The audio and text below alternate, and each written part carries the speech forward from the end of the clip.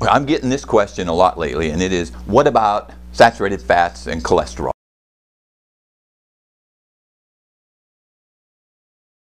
We've all heard that it's supposed to be the primary cause of heart disease, and we've been told to stay away from it for the last, I don't know, 40 or 50 years. But you know what? It's surprising the number of people are really questioning this now, and I'm really glad that that's happening, because let me tell you how I first got a glimpse that perhaps this whole fat and cholesterol thing is a little bit miscued or astray.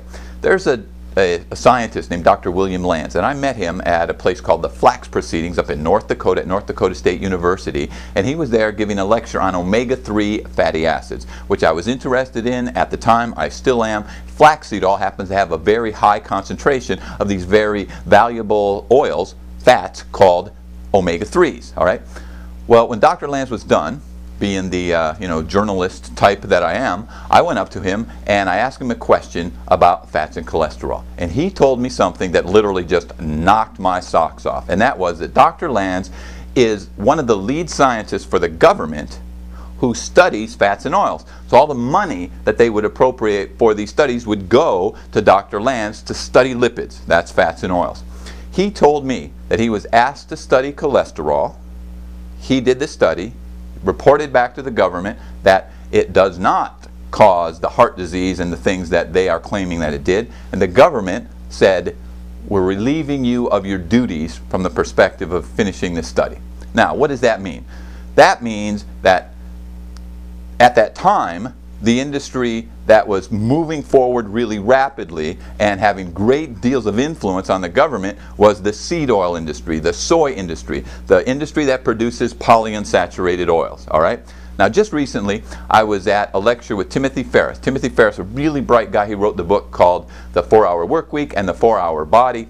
I had the opportunity to ask him a question about the so-called lipid hypothesis. What did he say? Exactly the same thing that Dr. Lanz said, and I've heard this over and over and over again from the best and brightest people in this world who know and understand nutrition, especially as it relates to these fats and oils. Listen, saturated fats and cholesterol have been demonized because the industry agenda was to sell soy oil, to sell sunflower oil, to sell peanut oil, to sell canola oil, to sell soy products, to sell egg beaters, to sell margarine, and to create this thing called the low-fat industry. You know what they did? They started this whole thing that says polyunsaturated oils are good, saturated fat and cholesterol is bad, and from that sprung the high carbohydrate, low fat disaster that's caused everybody to get fat and sick and diabetic over the past 40 years. So listen, I've been researching things like this for over 30 years now. So let me drop a bomb on you. Do you know that your liver makes 75% of the cholesterol that's in your body? The other 25% comes from your food. Did you know that when your liver gets overloaded with either sugar or fructose, it turns that into things called VLDLs or LDLs, very low density lipoproteins or low density lipoproteins, aka the bad cholesterol. So here's what I'm saying.